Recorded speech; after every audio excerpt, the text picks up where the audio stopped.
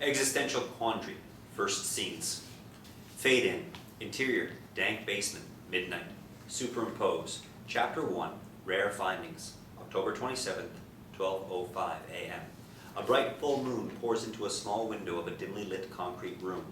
All around, various news clippings are hung. Some look new, others have tasted the fading of time. All of a sudden, from off frame, a bloodied axe appears and hits the one light hanging a little too low.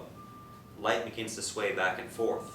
Besides the moon, the room is in a disarray of light and shadow from the swaying fixture. Close up.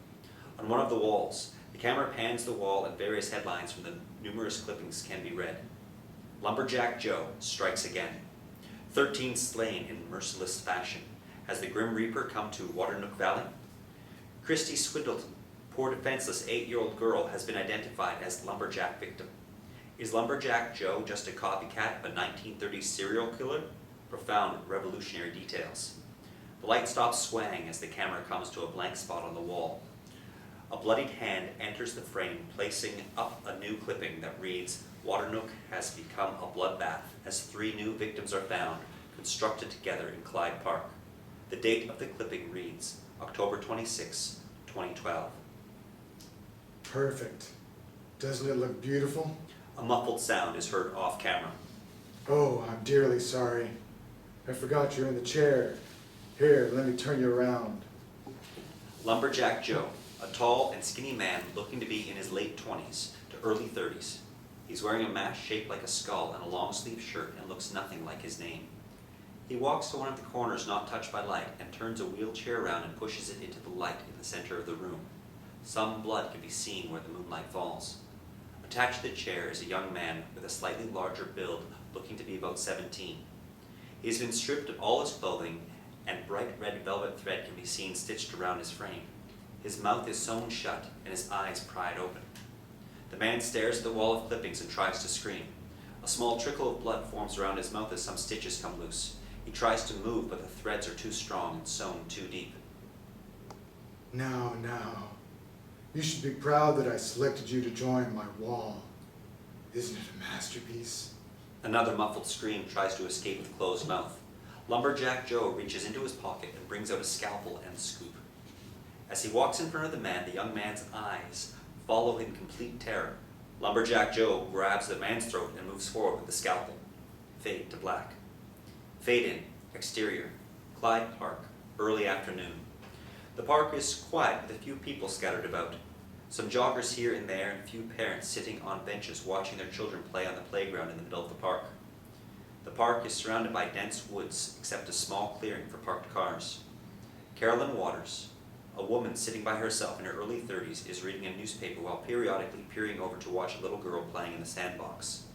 Cindy is a 6-year-old girl with 2 braids and flowered overalls and freckles on her face. Point of view of someone hiding in the woods, watching Cindy. The view looks over to the mom, still reading her newspaper. Carolyn looks up at Cindy with a slightly annoyed face. Honey, don't get your outfit too dirty. You know your dad hates it when you mess up the clothes he bought. I didn't mean to, Mom. Do you want me to come out? Carolyn just smiles and shakes her head. Cindy goes back to playing. While digging a hole, Cindy finds a dried piece of cat feces. Carolyn looks up again to see what Cindy found. Oh, sweetie, don't touch that. That's yucky. Here, let me... Carolyn hears a rustling in the woods right behind them. She turns to look, not paying attention to her daughter. Point of view, from the woods again. Carolyn is staring directly at the same spot. Slow, quiet breathing is heard. Look, Mommy, it's Kitty Poo. Cindy holds up the feces, but her mom is distracted. Yeah, I know, sweetie. Just put it down. Mommy's busy. No longer, point of view. Carolyn turns around, but Cindy isn't there, just her toys and the cat feces. Cindy? Baby? Carolyn looks back to the woods and begins to walk towards where the noise was, but... Mommy! Carolyn snaps back to attention and bolts in the opposite direction, utter fear in her eyes. Exterior, Clyde Park woods. Carolyn scrambles through the dense brush. Mommy, I'm scared. Where are you? Carolyn pushes deeper until she finally sees Cindy's flowered overalls in the close distance. Carolyn grabs a tearful Cindy and pulls her in to hold her tightly. Don't ever run off like that again. You nearly scared Mommy to death. But Mommy, I was following the man. He wanted to show me. What man? And show you what? Carolyn frantically looks around the dense woods to see if she can see anybody around. No one in sight, just the park in the distance. Carolyn stops looking around to see Cindy pointing at some figure in the shadows. That. Carolyn tries to see what it is, but cannot make it out from the shadows. The two get up to look. Carolyn screams a blood-curdling scream and covers Cindy's head as Carolyn sees that the figure is a young man sewn into a chair with his head mantled onto his chest. Glass eyes stare up poignantly. On top of the young man's shoulders is a little girl, about 8 years old. The girl has no lower half, and the two are sewn together, forming a human totem pole. Interior, Carolyn's kitchen, around midnight. Carolyn stands in her kitchen, sipping on some hot tea, tears slowly rolling down her cheeks. Cindy moans in the next room, and Carolyn snaps her attention to the room, but Cindy stops. Carolyn realizes her little girl is dreaming. She looks back to her kitchen table. One of the chairs sits askew. She closes her eyes, and when she reopens them, the human totem is now sitting in her kitchen. Carolyn drops a tea mug, and it shatters on the floor. Mommy? Carolyn snaps out of her trance and stares at the room again. She looks back to the chair and is no longer askew with the human totem pole. Fuck. Interior, dank basement, night. Lumberjack Joe sits at his workbench. His hands are once again bloodied and he has a sewing kit next to him. We cannot see what he is working on. He gets up and walks over to his wall of clippings. Searching for October 26, 2012, he finds an empty space and places a new clipping on the wall. The date reads October 27, 2012. Perfect, as always. Soon my existence will be explained. He's holding a photo of little Cindy and her mom hugging each other. He strokes the photo gently, smearing small traces of blood across the picture. Soon, my dear. You are the one. You always have been. You know what it is to come. It is our destinies. Lumberjack Joe walks off frame, whistling as he walks. Zoom in. On the newly placed clipping, two human eyes are now sewn perfectly to the paper to stare out upon the world. Interior, Carolyn's kitchen, morning. Carolyn and Cindy are sitting at the table eating. Carolyn has toast and coffee while Cindy has cereal. Cindy seems joyous and whistles in between bites while her mom reads the morning paper. Cindy, are you okay? I heard you talking in your sleep last night.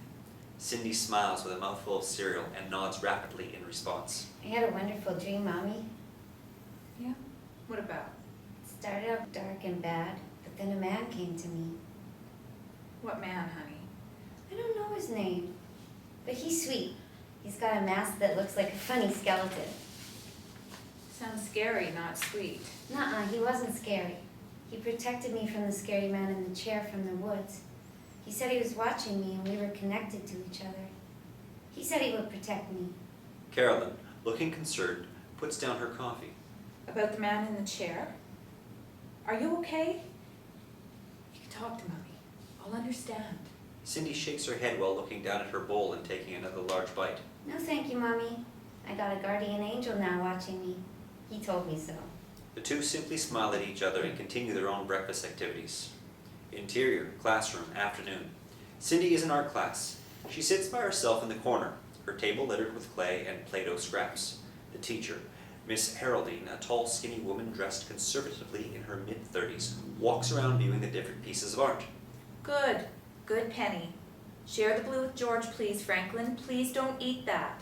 Miss Haroldine spots Cindy alone in the corner with a well-crafted figure about 4 inches high on the table.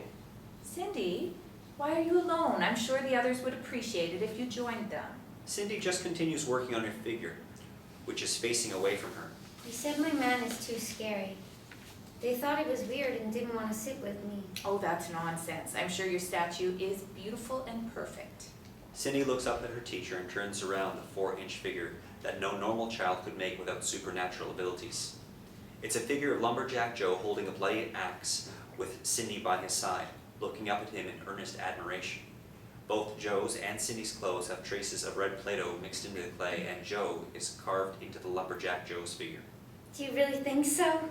Miss Haroldine just stares in utter disbelief.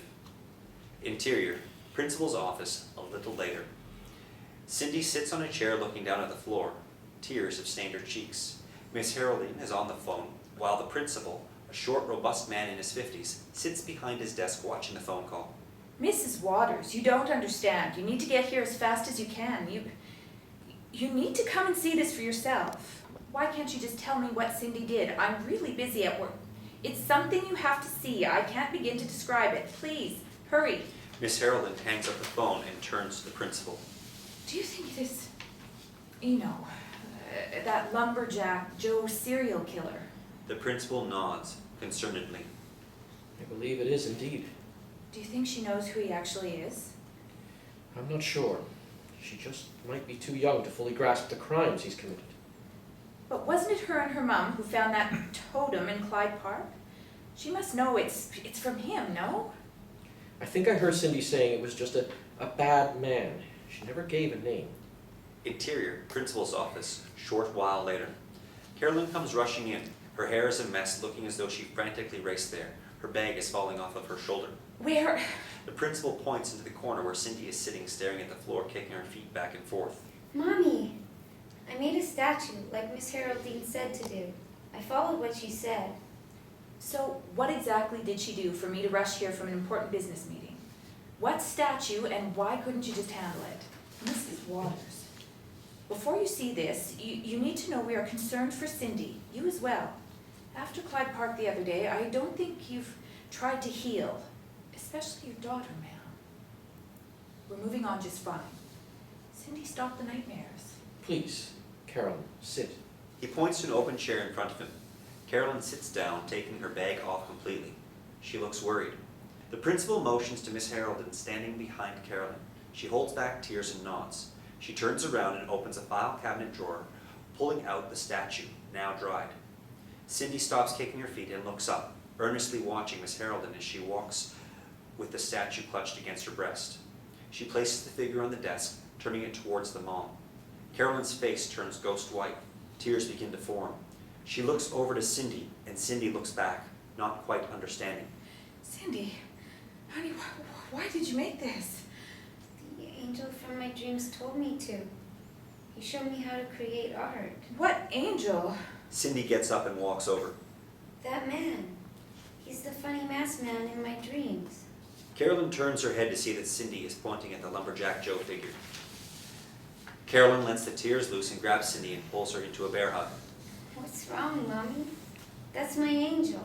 He said his name was Joe. Exterior, school parking lot, a little bit later. Several people stand around the entrance of Cindy's school, mostly parents picking up their kids. They all are watching something.